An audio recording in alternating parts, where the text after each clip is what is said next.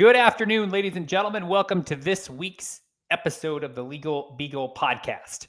Back in 2020, there were other things happening more than just COVID. That's all we seem to think about when the year 2020 is mentioned. But in November of 2020, Arizona legalized recreational cannabis. And that same year, up in Oregon, under Measure 110, they became the first state in our country to decriminalize psychedelics.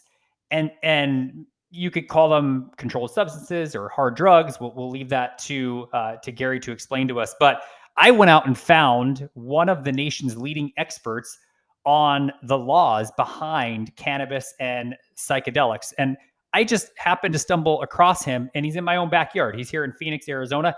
Gary Smith, welcome to the podcast. Thank you. And that was literally me in your actual backyard. Literally, yes. That was you running through the backyard just a minute ago. So yes. Your studio is way cooler than mine. Let's just start right there. Tell me about this studio. Okay, so for those of you who maybe are meeting me for the first time, I am also a lawyer, and I have this little podcast I call Psychedelics, which is a continuation of the book I wrote of the same title, and I will just throw this up here real quick so you can see it. So this is the book. It's available on Amazon, and what it is the nation's first comprehensive legal treatise on the laws of psychedelics. Basically, I went looking for that book a few years ago and discovered nobody had written it. So I said, okay, that's my job. So I wrote the book, which in turn became this podcast and in turn built the studio. And what happened, I had published this book right as the pandemic was getting started. And, nobody knew what the pandemic was going to do or what it was going to be. I figured, it's like any other book launch. I'll put it out there, I'll promote it, and I'll just start doing, a little book tour. There is a psychedelics lecture circuit around the country and actually around the world. I thought I'd jump on that and just start advocating. But pandemic hit and, nobody was going anywhere. Hell, we even abandoned my office and I ended up moving my law office into the home for a home office, which, by the way, 2 years later is fantastic. I'm never going back. I know everybody's like, let's get back to work. I never stopped working. I just moved it into the house. But because I had downtime and I didn't have any vehicle by which to do the book launch or promote it or get the message out there, I took an extra bedroom in the house and converted it into this full-blown podcast recording studio and used the time to teach myself how to use all the equipment, do the video editing, the recording, and all of that. And, well, here we are 2 years later and going strong. It's a good time. Well, let's not be modest, Gary. You didn't write just one book. You wrote a second book called Psychedelic Arizona. Bless you, sir. By the way, for the listeners, I swear to you, this is not a plant. This was not planned. He brought this up. I didn't. But yes, that's true. Just a month ago, I published my second book, Psychedelic Arizona, which is sort of a souvenir / informational, full color, full illustrated tour guide to all of Arizona's various psychedelic connections. And I've got little vignette chapters that are fun to read. That's got little factoids about all of the connections to psychedelics that I could find here in my home state of Arizona, and available on Amazon as well. We're going to put the link up in the podcast so people can go pick up a copy of that. But how does one become the king of cannabis and psychedelic law? Like, how did you find your way into this area of practice? Because candidly, for our viewers and our listeners, you have other areas of practice at a really respected law firm called Guidant Law here in the Valley that it kind of surprised me. I expected, I didn't expect you to be the guy that would be the champion for cannabis and psychedelic law. How did you find your way into this area? Yeah, and in fairness to that comment, I wouldn't have thought I'd be the guy either. And who knows, I might not be the guy. But it's kind of a boring story. I'm your just run-of-the-mill, normal commercial litigation lawyer. I have about 30 years under my belt already. And in that time, really, my mainstays have weirdly enough been construction law. I have a ton of construction law practice, and I'm also a published author on construction law here in Arizona. And basically, how I ended up going into cannabis and psychedelics was this. the Great Recession hit, a decade plus ago. And at that time, construction died. It just died across the country and certainly here in Arizona. So my practice took a hit and I found myself with a lot of free time. And right at that same moment, Arizona was starting its flirtation for the second time with a medical marijuana law. And most lawyers were afraid to touch it. Nobody really believed it would pass. But I figured, you know what? Well, not giving anything away here. Cannabis and I have been lifelong friends, so I figured, let me go support a friend. And I jumped in with both feet and just started learning this cannabis practice because there was no practice before. It was being created right in front of everybody, and made it, frankly, a little easy. In a weird way, though, there was a lot of very comfortable familiarity with it because it is a regulatory body of law. We have a Department of Health Services here that regulates the industry. So we've got statutes to deal with and also administrative regulations, which after 30 years of doing construction law here in Arizona, I was well versed with that because I'm dealing with regulatory agencies and regulations all the time. So it was a clean, comfortable transition. Now, once I started to dive into the cannabis practice, I'm one of these people, I like to know everything I possibly can about the topic I'm handling because I want to be well informed so I'm more effective for my clients. So I was constantly reading. I'm a voracious reader and I'm always researching and there's always more I want to know. And when you start to study cannabis, it's inevitable, it's unavoidable that you start to read about and bang into these other plant medicine substances. And it just cracked my egg wide open as I started to learn more.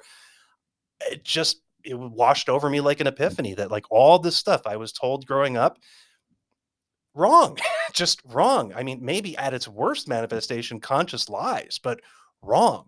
I'm a Gen X kid. I was brought up as the just say no, dare generation, and that was the length of the message we were given. Coming up through grammar school and junior high was, oh, just say no. We're not going to tell you what to say no to, but just say no. Uh, that was never satisfying for me. So as I dove in and got deeper, I'm like, wow, this world is fascinating. And what I discovered amongst everything else is that there's no limit. You can take a look at the question of psychedelics or plant medicines from every possible angle, and it has something to offer you. For law, it's part of my law practice, of course. But look, if you're into religion, oh my God, pardon the pun, there's a ton about psychedelics and religion. And point of fact, that's part of my practice now. Amongst other things, I'm also general counsel to the nation's oldest multiracial peyote church as a result of this. But look, if you're into history, it's all over history. I defy you to dig into human history. I'm not even talking recent history like the last 500 years. Go back thousands of years. You will find archaeological record of humans interacting with psychedelics. It's there to be found. Um, Science. We're seeing psychedelics right now on the path to approval through FDA.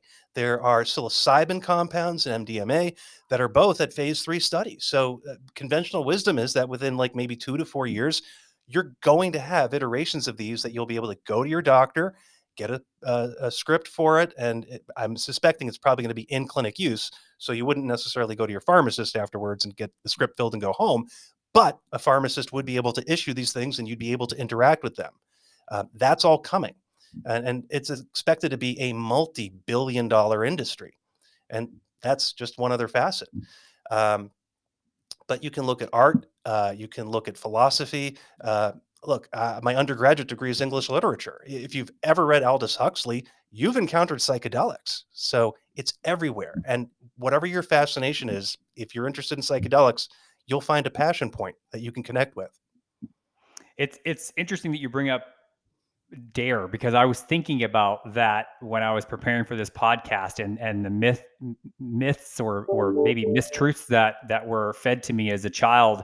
And this shirt right here is from my elementary school because that's when I learned about dare. And I can recall sitting in the cafeteria, all of us on the floor, crisscross applesauce, and an officer talking about dare and staying away from drugs.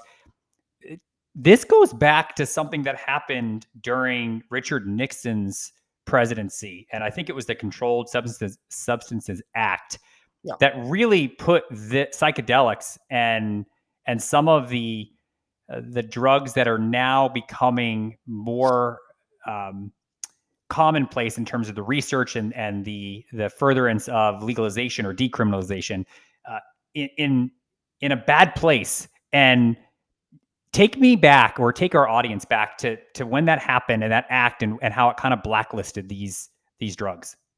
Yeah, so there is a history of drug regulation and prohibition that predates Richard Nixon. But you are absolutely correct. In 1970, the Controlled Substances Act, the drug law we all have grown up with and live with today, was enacted. And what it was meant to do was a couple of things. But its primary points were to consolidate all these varied drug laws into a single body of law, which it did accomplish. Another point of it was to bring the U.S. drug laws into harmony with some of the drug treaties to which the United States is signatory. Most people don't know this, but there are three substantial international drug treaties that most modern nations are signatory to. And it's mostly meant to arrest and prevent the illicit drug trafficking, the bad behaviors. But because these treaties mandate that the signatory countries mold their domestic laws to conform to this, the net gets a little broad, more broad than it needs to be, which is in part how these psychedelic substances got caught up in that net and ultimately placed on Schedule 1. And on that point, the Controlled Substances Act has 5 schedules.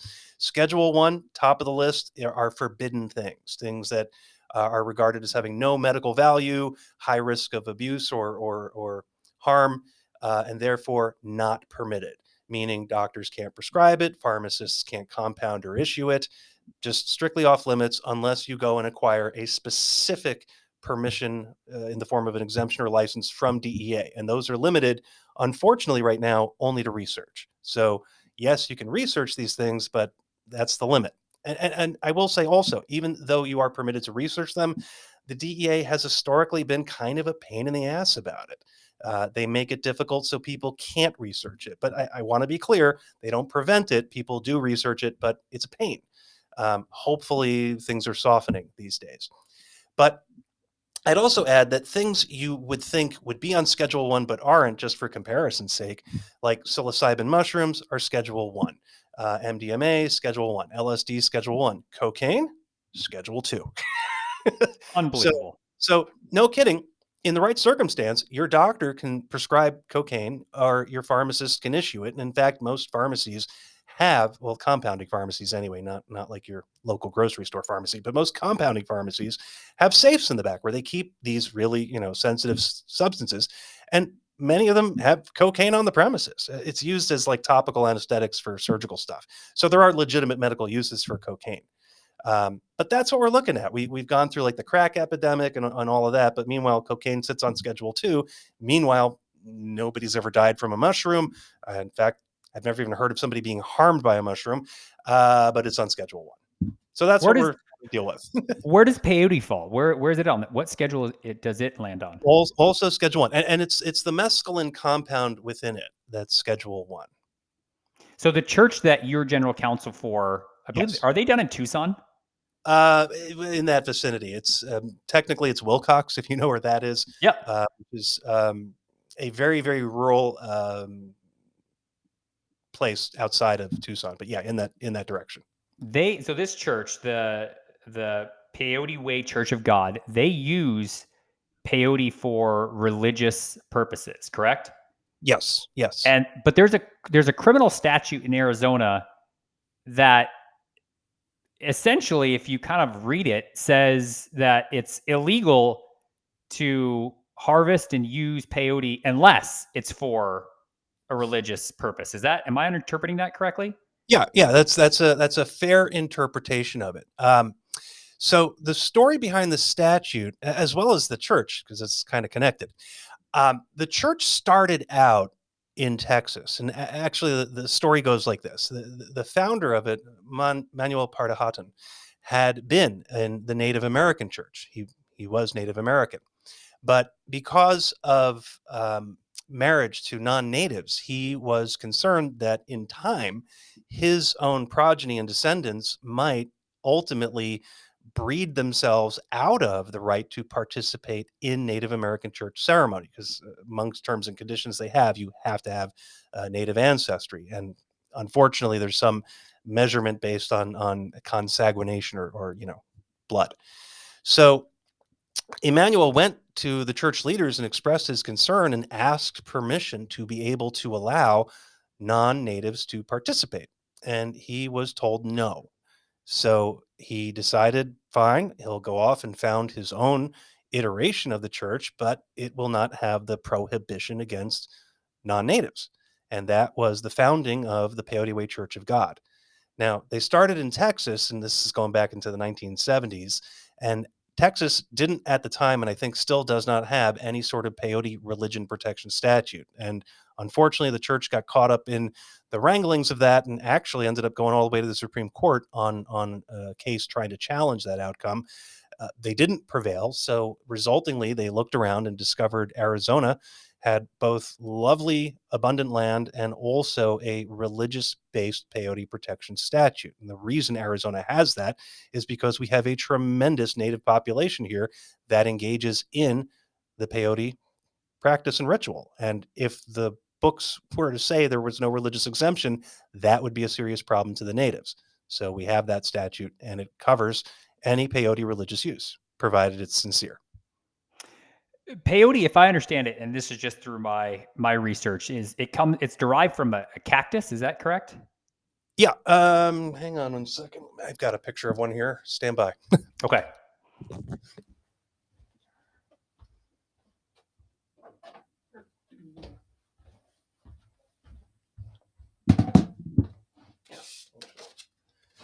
Oh, actually, I've got a couple pictures. So I just grabbed these off my wall here in the studio. So this is an illustration of one. I don't know if you can see that.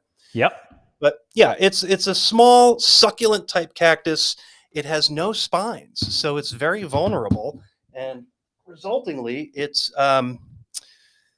produces mescaline as a defense mechanism. And here's a peyote that's flowering. Now, it takes these things from seed to adulthood, 30 years to grow. They're the most vulnerable, slow growing, sensitive cactus out there. So, amongst things that the church cares deeply about and engages in is the preservation of this because of human encroachment and climate change. Plus, it's just naturally vulnerable. The peyote is disappearing in the wild, and it will eventually become endangered and may ultimately disappear. Well, that's kind of. I'm glad you went down that path, Gary, because I was curious to know where it grows and how they protect it so that it does continue to reproduce and flourish and doesn't die off and just cease to exist. Yeah, so it's native to the Sonoran Desert. So as you go along the U.S.'s southern border around Texas, Arizona, of course, and into northern Mexico, you'll find it just out there. But you have to go looking for it. But I would also say, don't go looking for it. If you have any interest in peyote, please don't poach in the wild. There are resources you can go to.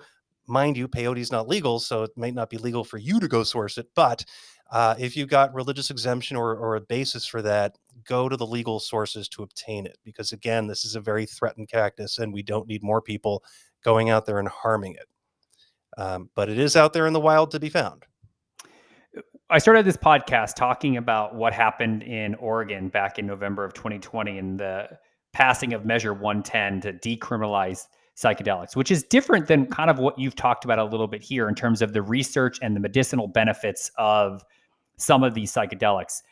It sounds like from reading that measure, and I went and tried to unpack what it really is to lessen the burden on our prison system and our jails and the person who might be arrested with a small amount of, let's say, psilocybin, and they're now spending time in jail unnecessarily because it's not enough. They weren't intending to distribute or manufacture it or anything like that. That's different than passing a law that says this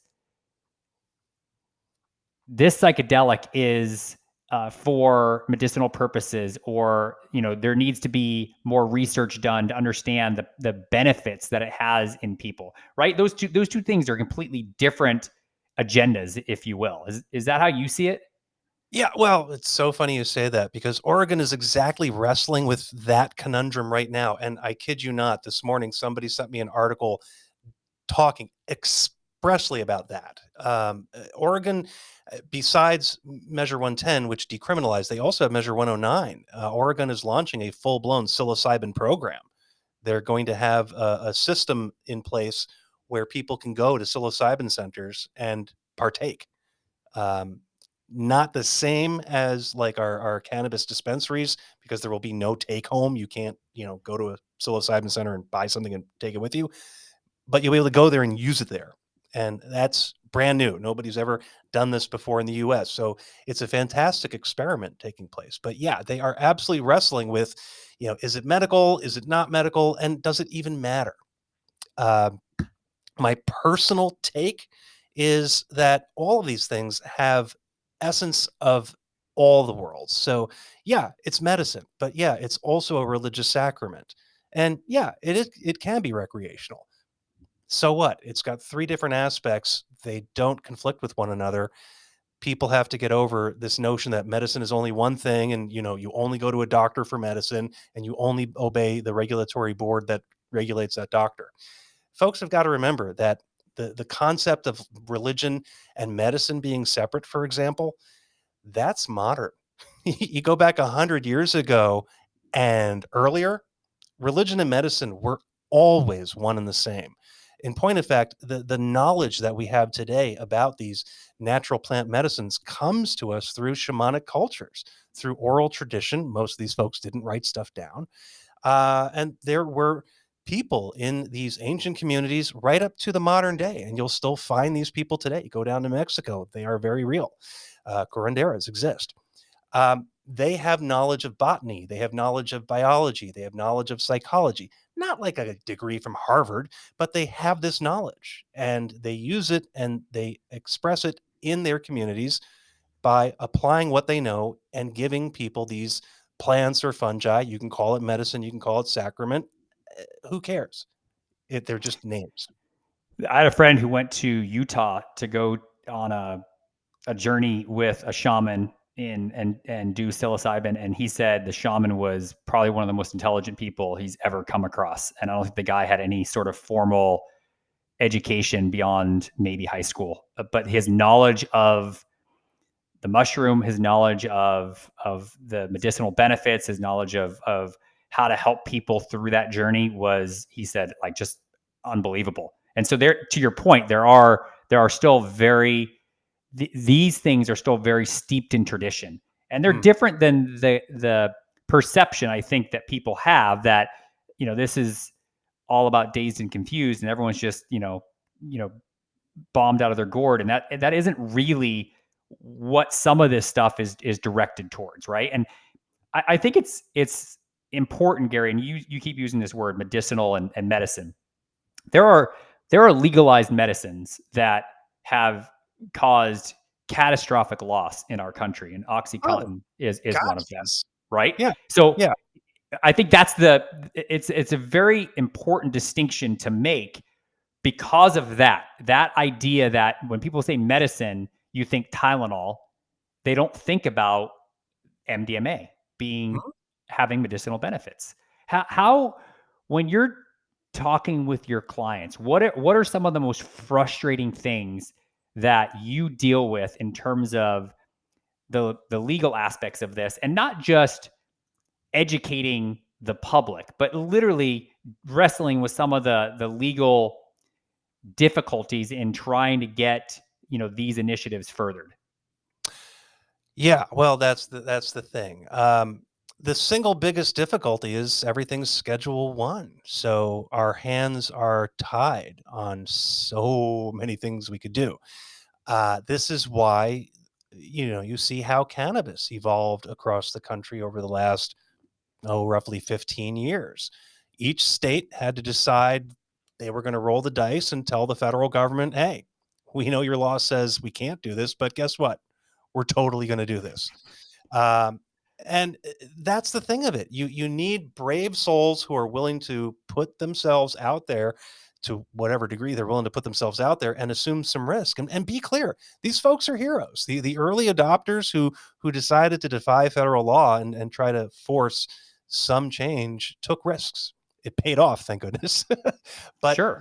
that's what it's going to take. So on the psychedelics front, what I can tell you about 6 months ago, Psychedelic Bar Association finally announced its existence. It's a national psychedelic bar association, and I am head of the law and regulation committee of that association. I just received the appointment about 3 weeks ago, and one of the first projects we're going to take on is a little crazy idea I came up with called the Uniform Plant and Fungi Medicine Act, which is expressly intended to handle this problem of bridging the space between now of total prohibition and the future where some re-regulation has to take place. And I want to emphasize that because that is my thesis, that change is coming whether you want it or not.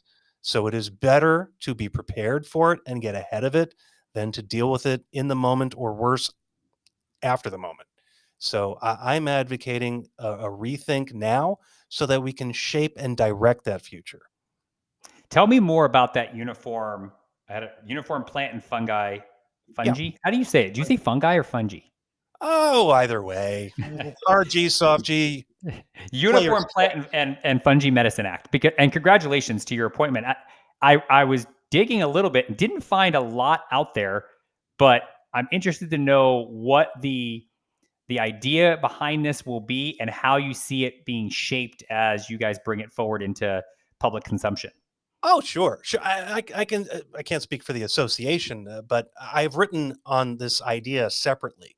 And what I can tell you is my view, and not everybody may share it, but I think I'm onto something here. And my argument is simply this: we know, because it's absolutely happening right now, that there are several psychedelic substances that are going to become approved. They will be FDA approved, and people will be able to engage with these legally through our channel of Western industrialized medicine. Now, amongst these is going to be psilocybin. Now, here's the problem. FDA is probably not going to just say, look, doctor, you can script psilocybin and let your patients go home and engage. I really think they're going to tie it to clinic because it's too new and, it's mental health. Plus, I think that it's going to be hard to get insurance and doctors are going to be a little leery. So they want to keep an eye on things and, have the patient on hand to keep an eye on it. But that means it's going to be a very expensive visit. So if you want to now go engage in psilocybin, you're going to have to go to your doctor, pay that premium price, get the psilocybin from whoever the doctor's getting it from. That's going to be a several $100 experience. And if you want to repeat that, you'll be able to theoretically. But how many several $100 experiences are you going to engage in before you come to learn, and you will come to learn, that it's just psilocybin mushrooms and they literally grow in shit? They're that cheap. No, I mean that. They I know. literally grow in I know. shit. So, with just this much knowledge, you can learn how to grow mushrooms at home. Hell, go to your grocery store and go to the produce aisle. They already have kits, not for psilocybin mushrooms, but that would be a cool grocery store. Looking at you, Sprouts. Uh, Whole Foods ain't going to do it. Uh, and Not if with they did, Amazon. yeah, but if they did, it would be $200. Uh, but mushrooms are easy to grow. The air around you right now that we're breathing is filled with fungal spores. Probably not psilocybin fungal spores, but it's all around you all the time. So at some point, the public is going to get hip to the knowledge that the thing that these companies are selling them isn't worth even a fraction of the price they're paying. And I think there's also going to be a chunk of the population who's going to not be able to afford to engage in these new psilocybin medicines. And if we're really sincere about using these substances to help people to treat mental health problems and mental illness and anxieties and depressions, why would we dangle something so efficacious in front of people and tell them they have to pay precious money or they can't have it? That's just mean spirited on a good day. So, what I think happens 3, 4 years from now, the population starts to realize, hey, this stuff is good, it helps, and we can do it ourselves. Uh oh, now what? Yeah, and that's part of the problem here is big money trying to control this. I understand that you're not necessarily directly saying that, and so I'll say it for you in terms of what I see happening. Because I read, what was the stat I picked up this morning I thought was fascinating. Psychedelic drugs, or the market itself, is projected to reach $10.75 billion by 2027. Gary, that's 5 years from now. So Yeah. that's big money. You have big Yeah. money wanting to Huge. control this. Yeah. And it's not just money, it's also a fundamental shift in how we approach mental health and mental health treatment. So, yeah, there's a lot's going on. But I also want to be clear, I'm not opposed to any of that. I believe in and encourage these investments because these materials need to be studied. We need to come to better understanding about them so that we can know more and do more. For example, there have been some studies to show that some of the compounds in psychedelics actually help neurons to regenerate. Now, imagine you've got Parkinson's or MS, and there's this new substance that's under research that could restore your function. Mind blown, right? But at the grassroots level, that research will never happen because it takes outrageous amounts of money to do research. So I advocate that there is a place in the world for both this Western industrial stuff. We need it. We want it. We should have it. And yeah, I don't mind people making money off of it because to get people to invest in research, you have to promise them something. They need something back in order to be enticed to open their wallet. But meanwhile, on the other side is this grassroots thing where the natural, unrefined stuff or the less refined stuff is omnipresent. All I suggest is the industrial people should not be afraid of the non industrial people and vice versa. They can work so synergistically to one another's mutual benefit. Because look, if you're of the type who can't afford or you're not inclined to go the Western medical route, but you still want to engage, you shouldn't be prohibited from that. You should still be allowed your pathway to your bliss or whatever it is you're looking for. Um, but meanwhile, look, a grassroots program can do a number of things that are beneficial in the opposite direction. For example, take Oregon's forthcoming psilocybin program. I can imagine people would go to it and experience it, and maybe for the first time ever realize, you know what? Maybe this thing I've been walking around with all this time is worse than I ever realized. Or maybe I'm realizing for the first time I can do something about it. This could be revelatory for people who might then decide, yeah, I maybe need a higher level professional. And that might be the moment of epiphany for them that they now know to go and do, and they do go and do, and they get better for it. And that would be because of both the grassroots and the Western industrial side of things. So I see them working together, not antagonistic at all.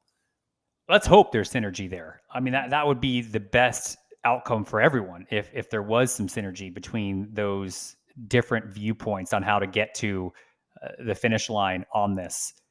When when you think about how to change the perception that these things are taboo, when you think about perceptions in general, how do you reshape those perceptions? And I'll give you an example that actually would hit home to you as an attorney. And I have the same perception sometimes as well. I have a full sleeve tattoo, and I'm often questioned about that as an attorney, and that's because of the percep. Oh, there you go. There, you're just not all the way down to the wrist. Yeah, I stopped at the elbow because of the office.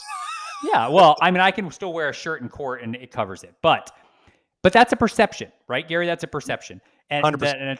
that an attorney and you talked about how you have worked in construction law, still do construction law. Like I said, Guidant Law is a very well respected firm, but I'm talking to you in your studio filled with The weird. art and yeah, the weird and things behind you, and you're actively involved in cannabis and psychedelics, and so you yourself are shifting that perception. But how do you Yes. do it on a larger scale for people? How do you help people understand that this isn't just, we're not trying to create a free for all. This isn't an idea of allowing people to run through the streets naked while they're tripping on MDMA. This is way more complicated that, or maybe less complicated and way more beneficial and therapeutic than that. Yeah. Oh, yeah. Well, this is exactly why I do things like advocate a Uniform Plant and Fungi Medicine Act. Uh, for exactly that. We don't want people running around naked in the streets. And by the way, a lot of those stories you hear about, they are exaggerated. I remember growing up and, you hear about things like, oh, some guy ate something and then tried to eat his own face. Look, if that actually happened, that person showed up to the game already having problems. It wasn't the psychedelic that put them there. Be clear. But that's the point of all of this. If we open things up and make things accessible, people can come to better understand what they can and can't do, how they can and can't interact with it, and how to do it safely. So, putting in place some regulatory framework that allows us to get, again, from this point of total prohibition with low public knowledge about these things, we get into this bridge stage where we've got regulation and people are being educated, we might eventually get to a point where we now have a cultural norm and we can do away with the regulations. So, for example, parents teach children about a lot of things, alcohol behaviors, for example. And sure, we have alcohol laws, but we don't cover everything about it. We rely that people just by osmosis and cultural contact come to understand their responsibilities as well. So, how do you get there? Well, we're doing this podcast. That is one excellent way to start spreading the news, is that people have to start talking about this. Now, there are tons of online forums where fans of psychedelics and enthusiasts go, and they talk about this openly all the time. And that's great, but we need to get those people out of their echo chambers and into the mainstream, talking not amongst themselves, but talking with literally everybody else. And understand, nobody in the country or even the world really is to blame for not knowing about these things. It's not taught. It's really quite the opposite. We've been encouraged to not talk about it. We need to talk about it. And that's what's going to lever change. And yeah, I'm coming to the game here with, 30 years of law practice under my belt. And that's why I do this. Look, I am by every metric your average white guy who has followed a normal career path. You can look at my air quotes rap sheet. I look very normal. I have advanced education. I've advanced myself within my profession in ways that has garnered me respect of my colleagues. Um, I'll rattle off some of the resume here. I'm AV rated by Martindale Hubble. I have been granted privilege to be on the American Arbitration Association roster of neutrals. I do both arbitrations and mediations. I am a multiple authored or multiple published author. I've participated in appellate work. I have normal clients who do normal things. And so, yeah, after 30 years of my law practice, I've decided this is the point in time to come out because I can afford to take those risks at this stage in my career. Had you come to me 10 years ago and asked me, would I do this? I don't honestly know what my answer would have been 10 years ago. But I'm at a point now where I've been very blessed to have professional success and the trust of my colleagues, and I've got wonderful clients, and I hope most of the judges downtown like me. You never really can tell, but yeah, this is how you do it. You start demonstrating that very normal people are talking about this and they're comfortable with it. Yeah, and I So, think you're going to have to see our state legislators, our ambassadors that have political influence getting into that murky water and feeling like they can take that risk as well, because here's what's fascinating. It's not unpopular. Gary, you don't see a recreational marijuana bill pass in Arizona, in what was deemed a conservative state for a very long time. It may be trending a little less conservative, but still conservative in many ways, without people saying, "Hey, there's something here, and we shouldn't be treating this plant-based medicine the same as other medicines or other drugs, if you want to call it that."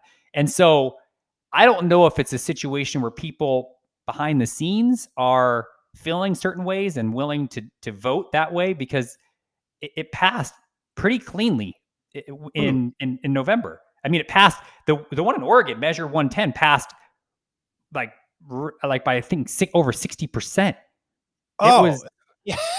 Yeah, let me paint a much rosier picture than that. But yeah, you're painting a rosy picture to be sure. Yeah, in the last general election, there were 7 drug-related initiatives or the equivalent running in the national election, same as the presidential election. Every jurisdiction in which drugs ran, drugs won, and they did better than either presidential candidate. People amazing. were more excited about drugs than they were about Joe Biden or Donald Trump. Why? Why do you think that is? Just your opinion. Why?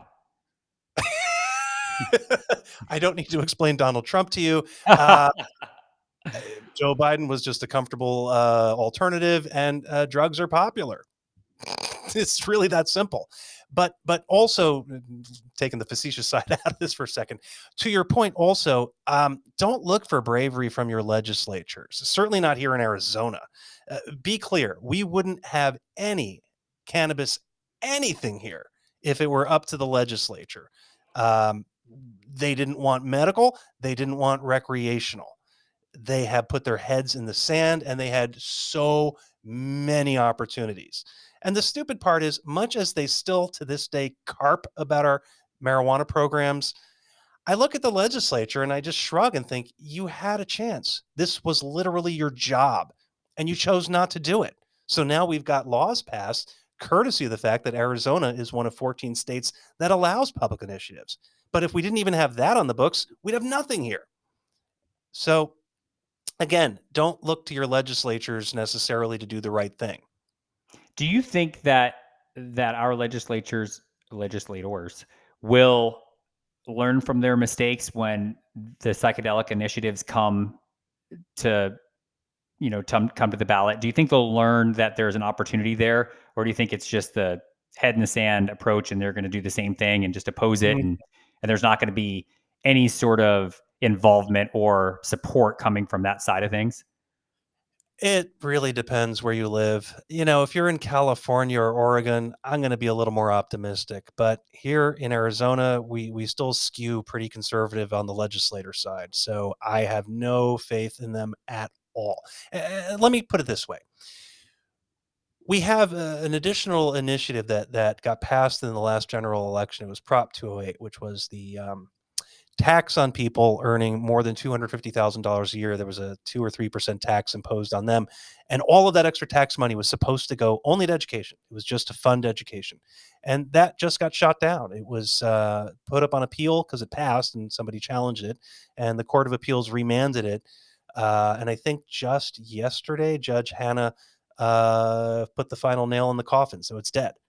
So the lesson from that, and also from our marijuana initiatives, is that when the legislature sees that a public initiative is getting legs and it's popular enough to get enough signatures to get on the ballot and it's getting some traction, don't sit on your hands. That tells you that your public who you serve cares about this issue enough to sidestep you because you're not picking it up, legislature. So, my advice to the legislature: no initiative in Arizona should ever pass. Not because they don't deserve to, but because if it's popular enough, legislature, do your job. Even if you have to pinch your nose to get through it, you signed on to handle all lawmaking, not just the laws you like, not just the laws you're interested in, all of it. So Enact shame on you. change. Yeah, you're right. Enact change. You don't have to wait for the vote. It's a fantastic point, Gary. Mhm. How soon? How soon? If you had to predict something similar to what Oregon did with Measure 110, how soon do you see something like that in Arizona? Are we 5 years away? Are we 10 years away? Are we 15 years away? Oh, if I have anything to say about it, I'm hoping we are 3 years away or less from having some form of an act that could be run as a public initiative. That's one of my goals. It's part of the reason why I'm trying to get the Uniform Plant and Fungi Medicine Act drafted. Um, is specifically so that we can try to run it here in Arizona as well as every other place that allows public initiatives. But I also want to be clear: The committee intends to write this in a way that is aimed at state legislatures.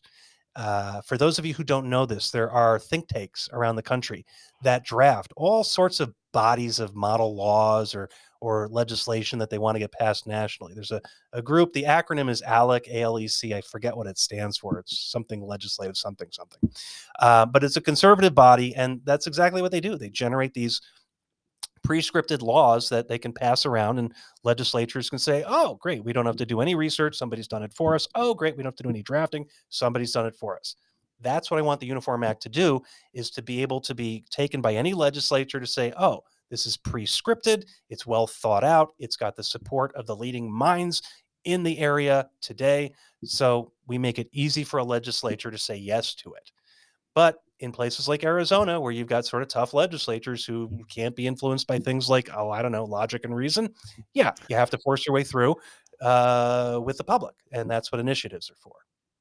So this is really going to be the blueprint or the architecture behind how to put this and construct this in a way that makes sense and that serves all interested parties, as opposed to this is a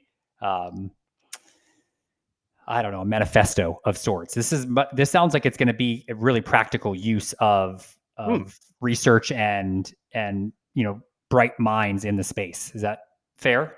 Yeah. It's not intended to be a manifesto by fanboys. Far from it. No. Everybody I've spoken to thus far about this, we all are very concerned about public safety, well-ordered programs. We don't want it to be a free for all. We are very sensitive to restrictions around children, for example. Um, Almost all of us come from a space where we have some heritage or lineage connected with the spiritual side of it. I've got the church connection, of course, and other folks from around the country do as well, based on their persuasion. Like I've got ayahuasca people, for example, which is extremely spiritual. So what we're trying to do is weave together this legislative safety net to keep the public safe as the country makes this transition. We don't want it to be a free for all. We absolutely see that if we just opened up psychedelics, like if we passed a law tomorrow that said, okay, fine, it's all legal, do what you want, we would never advocate that. We see people definitely being hurt in that kind of an experience, and we want to try to stem and prevent those sorts of things from happening. So, you know, Outside of reading your book and just doing their own research, how if someone's listening to this podcast and they're like, I actually am super interested in learning more, maybe they had a different view before they started listening to this podcast, and they're like, I want to know more, I want to understand it. Where do you point them? What resources would you suggest people utilize to help them become more involved or even just more educated? hmm. Okay, well, that's going to be driven by the individual, of course. People have either some or no free time, or some or no financial resource, or it could be something connected with their career. So, depending on who you are and what your interest is, I guarantee you there's a place for you. If you're in the job market right now, there are careers galore to be made. We're at the inception of this beautiful brand new world. You look at cannabis, for example. 10 years ago, didn't exist in Arizona. This past year, we crossed $1 billion. Crazy. That's the value of this industry. A decade created a billion with a B, $1 billion industry. And it's not one person raking it all in. There are so many people. If your passion is accounting, guess what? This is going to need accountants. Because amongst other things, 280E will apply to psychedelics, same as it applies to cannabis.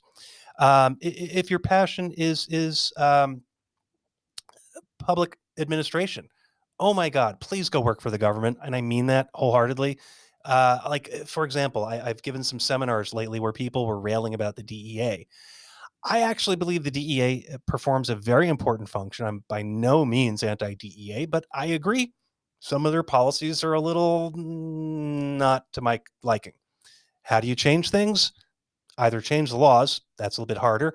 Better still, go make a career at the DEA. Work from inside, change it from within. Don't be afraid of that. The thing you don't like, become it so you can change it. Don't be fearful of that. Lawyers. my God, we are going to need so many more lawyers who know this stuff. But I want to emphasize, get your skill sets, your core skill sets down solid. If you're a litigator, be a great litigator before you're a psychedelic litigator. Know your craft first. The rest is just information. If you're a great transactional attorney, be the best damn transactional attorney you can be. And then the psychedelic stuff is just details. So really hone those skills. Um, if you're interested in advocacy, there are tons of online resources and also organizations. MAPS is one of the leading organizations in the country, and they do so on a nonprofit basis, so you can also feel good in the heart for it too. And they have tons of job postings as well. There's a website, Psilocybin Alpha, that is a clearinghouse for more so the investing side of psilocybin, but the jobs board on there, last time I looked, which was a few months back, I think well over 150 open jobs were advertised. That's how Wow. important this is. If you're just interested in furthering the research, go work for a lab. Or if you want the legal experience and you unfortunately suffer one of myriad maladies that are under study right now, there are tons of research projects going on right now, and they need people to take these substances so they can be studied. So yeah, you can sign up for an MDMA study or a psilocybin study and be a patient, and you'll get the medicine. I don't know how you'll do, but that's the point of the study. You can get access to it. Um, Tons of things. I do a podcast, I do a book. That's my way of contributing. Maybe you'd like to do the same thing. Maybe you want to start a radio show or a blog. It's just the point of getting more people into the conversation. That's what levers the change. Great stuff. Gary, before I let you go, I do something at the end of every podcast called Fast Five. They're Uh-oh. 5 silly questions. Will you indulge me in these? Sure. Was that the first Okay. one? No, that's the precursor to the 5. Here's the first one. Do I you got the first like portobello mushrooms? I do. Oh, I don't like portobello mushrooms. I'm a vegetarian, and that's all they seem to serve when you're a vegetarian. Is you go anywhere and they're like, we have a portobello mushroom, and I'm like, oh, I like mushrooms. I just don't Well, like how portobello are you mushrooms. preparing it though? Because I will tell you, I actually grow my own mushrooms at times. My personal favorite is lion's mane. Oh, that's a really good one. Mm-hmm. Yeah, Tastes like crab meat if you know how to cook it right. yeah. Question 2: what is your favorite crayon color? Oh my God. I haven't seen a crayon since I was 4. Let me think. What was my go-to crayon? Um, I'm going to go with orange, I think.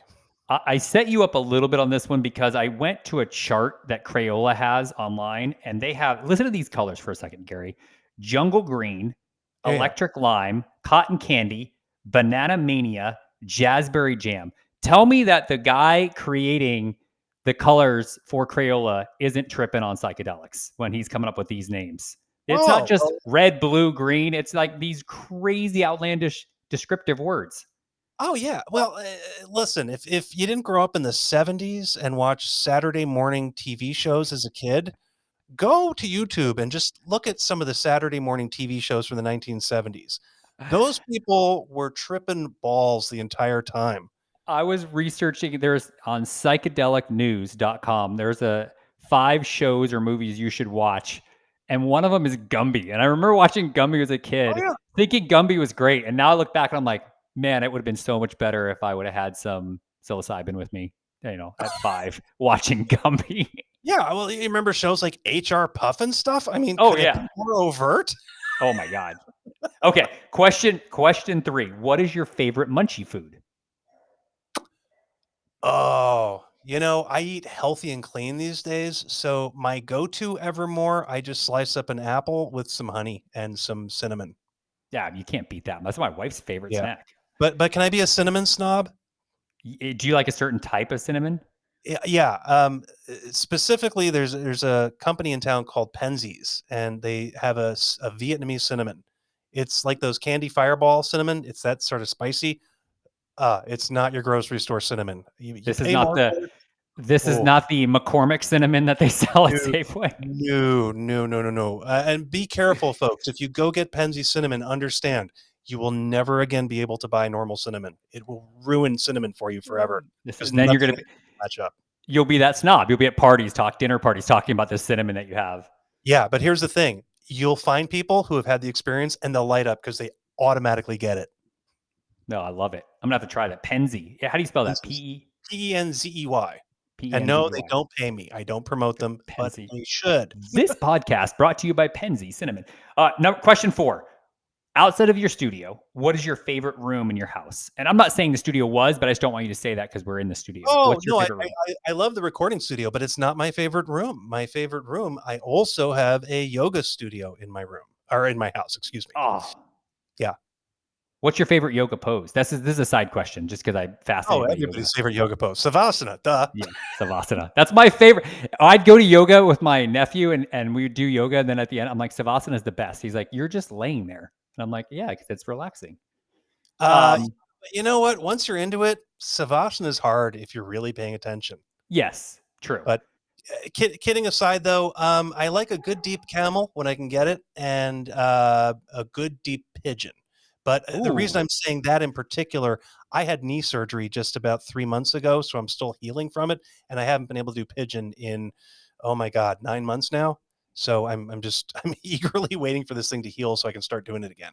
The pigeon pose. That's not an easy pose, even if you didn't have knee surgery. Yeah, Final question, Gary. Beach or mountain? What do you prefer? oh, I'm a mountain guy. Well, it's a good thing you live in Arizona. There's mountains here. Yeah, but I grew up on the East Coast. I grew up in New York, so I had beach all throughout my childhood, and went to law school in San Diego, so I had beach in my school years. East But Coast and West Coast beach. You've had a lot of beach in your life. yeah, but between beach and mountain, if I had to choose, it would be mountain because you don't get sand in your crack on a mountain.